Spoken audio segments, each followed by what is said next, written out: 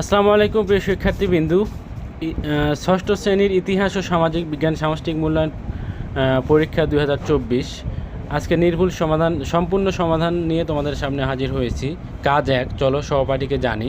প্রশ্নমালা তৈরি, ভৌগোলিক প্রেক্ষাপট। এখানে সুন্দরভাবে প্রশ্নের উত্তরগুলো দেওয়া আছে এবং করা আছে, তোমরা সেগুলো সরাসরি পড়ে নিতে পারো এবং অথবা ভিডিওটি স্টপ করে তোমরা সেগুলো লিখে নিতে পারো। এরপরে খ, জোড়া গঠন ও তথ্য সংগ্রহ, নমুনা সাক্ষাৎকার। সব কিছু সুন্দরভাবে দেওয়া আছে। অনেক ভিডিওতে অনেকেই আংশিক উত্তর দিয়ে রেখেছে, আমি সম্পূর্ণ উত্তর তোমাদের জন্য নিয়ে এসেছি। এরপর ভৌগোলিক প্রেক্ষাপট, এখানে তোমার পরিবারের কতজন সদস্য এটা তোমরা নিজে নিজে করবা, তোমার পরিবারের প্রধান আয়ের উৎস এগুলো নিজে নিজে করবা। এরপরে হচ্ছে সামাজিক ও সাংস্কৃতিক প্রেক্ষাপট, তোমার পরিবারের প্রধান ভাষা কি, তোমার পরিবারে কোন কোন ধর্মীয় উৎসব পালন করে, এগুলো নিজেরাই পারবা তোমরা। তো নিচের দিকে আমি চলে যাচ্ছি, তথ্য সাজাই। সহপাঠীর আত্মপরিচয় বিবরণ নিচে দুটি প্রেক্ষাপটে বিশ্লেষণ করা হলো। ভৌগোলিক প্রেক্ষাপট, আমার সহপাঠীর নাম রহিম, বা তোমরা অন্য নাম দিতে পারো। গ্রামের অবস্থান, গ্রামের পরিবেশ। পরিবারের এলাকা এবং ভূ প্রাকৃতিক বৈশিষ্ট্য, এখানে এলাকার নাম দেওয়া আছে, তোমাদের এলাকার নাম তোমরা দিতে পারো। ভূ প্রাকৃতিক বৈশিষ্ট্য, জীবনযাত্রা, এরপরে পরিবেশ, এই ব্যাখ্যাগুলো তোমরা সুন্দরভাবে দিবা।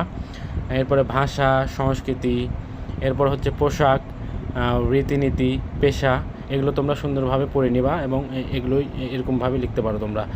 সহপাঠীর আত্মপরিচয়ের বিবরণ, এই যে বিবরণ সুন্দরভাবে দেওয়া আছে, তোমরা এটা পড়ে নিতে পারো। ঘ নাম্বার, সতীত্ব মূল্যায়ন। এখানে সতীত্ব মূল্যায়নের রুবিক্স যে কয়েকটা প্রশ্ন হ্যাঁ অথবা না দেওয়া আছে, তোমরা সবগুলো হ্যাঁ দিতে পারো। এরপরে এখানে কিছু তথ্য দেওয়া আছে, এটা তোমরা পড়ে নিবা। কাজ 2, অতীত ও বর্তমান সামাজিক অবস্থা। ক, অতীত ও বর্তমান মানুষের জীবন ও জীবিকা। এখানে অতীতের বাংলা অঞ্চলের জীবন জীবিকা এবং বর্তমানে মানুষের জীবন জীবিকা, এখানে পার্থক্য দেওয়া আছে, তো এটা সুন্দরভাবে তোমরা পড়ে নিবা, এটা পড়ে লিখে দিবা কালকের পরীক্ষায়। এরপরে ভূ প্রাকৃতিক বৈশিষ্ট্য এবং মানুষের জীবন ও জীবিকা, এখানে সুন্দরভাবে ছকটা দেওয়া হয়েছে, তোমরা সুন্দরভাবে পড়ে নিবা। কাজ 3, দায়িত্বশীল ভূমিকায় আমি।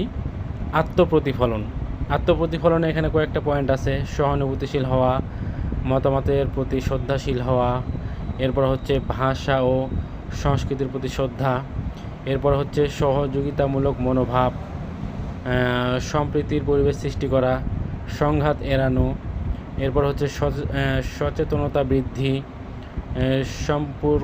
সম্পর্ক উন্নয়ন।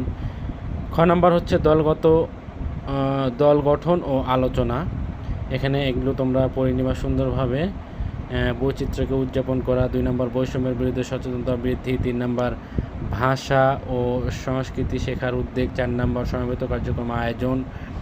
5 নম্বর হচ্ছে সহনশীল ও শ্রদ্ধা চর্চা। 6 নম্বর, সহযোগিতা ও সাহায্যের মনোভাব। এরপরে সারসংক্ষেপ আছে। গ নম্বর, প্রতিবেদন, দায়িত্বশীল ভূমিকায় আমি।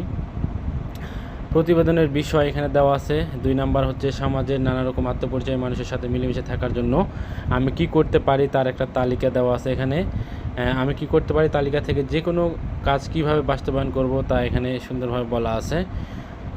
5 নম্বর, আমরা সবাই একসাথে কি করতে পারি এর তালিকা থেকে যে কোনো একটি কাজ কিভাবে বাস্তবায়ন করব তার উপর এখানে কয়েকটি লাইন দেওয়া আছে।